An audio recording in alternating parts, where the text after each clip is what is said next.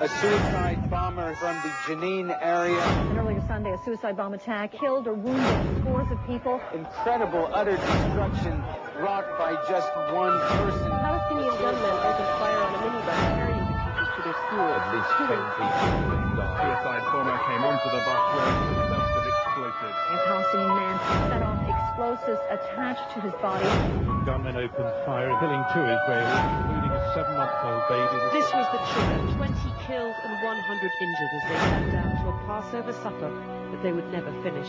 The 27-year-old Palestinian suicide bomber who did this not only destroyed lives, he also struck a fatal blow to the peacemaking efforts of the United States.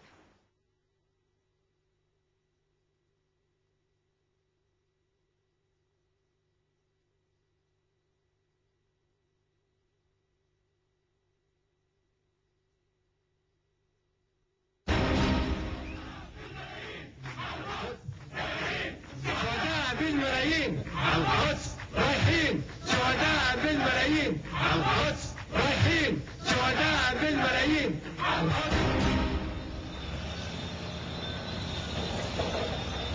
Terror is a crime against humanity. The fence now under construction is meant to provide protection from Palestinian terror attacks, attacks against which the Palestinian Authority has consistently refused to act, attacks that have caused and continue to cause horrific bloodshed. With murderous suicide bombings on the rise since October 2000, Israel's government saw the need to erect a fence that could prevent the murderers from reaching their targets. Had the Palestinian leadership abided by its pledge to act against terror, there would never have been a need for a fence. It's just a 15-minute walk from the Palestinian city of Qalqilia to the Israeli city of Kfar Saba.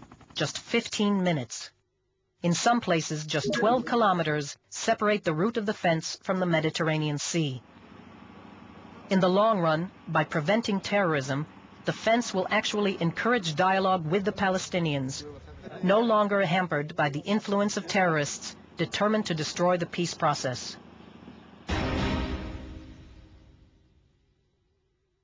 The numbers speak for themselves.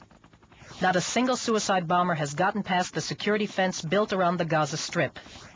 In those parts of the West Bank where the fence has been completed, terrorist activities have dropped by some 50%. Hundreds of people have been saved from injury and death. The Berlin Wall was built to stop people from fleeing to freedom. The security fence serves exactly the opposite purpose. It prevents terrorists from attacking innocent civilians. It's not a wall, it's a fence. In fact, just 20 kilometers of the total 730 planned, less than 3%, take the form of a wall. And that's only where the danger of shooting attacks requires a solid structure. Israel shares the same moral commitment of all democratic countries to enable its people to live in the truest sense of the word. Suicide attacks carried out in Israel have victimized both Jews and Arabs, men and women, senior citizens and small children from various ethnic and religious groups, tourists and permanent residents, foreign workers and new immigrants. The security fence is meant to protect all of them. Yes, indeed. This fence is meant to separate people, to separate terrorist murderers from innocent civilians. There's a delicate equation here which forces us to weigh the right to freedom of movement against the right to life. Israel is doing everything possible to minimize the damage caused by the fence.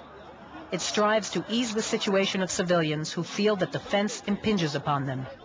Yes, it's a security fence, but it's being built with maximum consideration for the needs of the Palestinian population.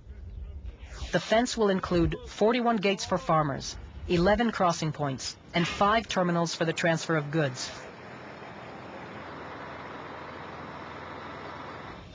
Israel has replanted more than 63,000 olive trees for Palestinian farmers to ensure their livelihood despite construction of the fence. All Palestinian civilians are free to lodge formal complaints and to appeal any decisions made. Israel makes every attempt to take such complaints into account. While focused on the prevention of terror attacks, Israel stands ready to consider changing the route of the fence wherever it disrupts the lives of Palestinian civilians. The few landowners affected by the construction of the fence have been offered compensation for their lands and for their harvests of the next 5 years, while they retain legal ownership of their property. This fence is for security, so it must follow a route that ensures security. The green line is not a security line. It's a political line. The fence is not a border. Final borders will be determined only through negotiations. The fence is meant to serve one and only one purpose: to prevent terrorists from carrying out murderous attacks in buses, schools, and restaurants. It's not a border and not a substitute for a border. It's a temporary step that Israel feels compelled to take until the Palestinian Authority finally puts an end to the terror being carried out with its approval and financial and moral support, and enters into a comprehensive peace agreement. It simply isn't the case. The security fence is temporary, meant to provide self-defense. It can be dismantled and moved within days. It's a phenomenon that can be reversed, unlike the deaths of all those killed by the terrorists. Israel has already moved fences as a result of political agreements. That's what it did along its borders with Egypt, Jordan, and Lebanon. In fact, Israel moved its Lebanese border security fence no less than 12 times. The anti-terror fence is a matter of self-defense. It's a pragmatic, effective, temporary measure necessitated by endless terror attacks. When the terror ends, so will the need for the fence.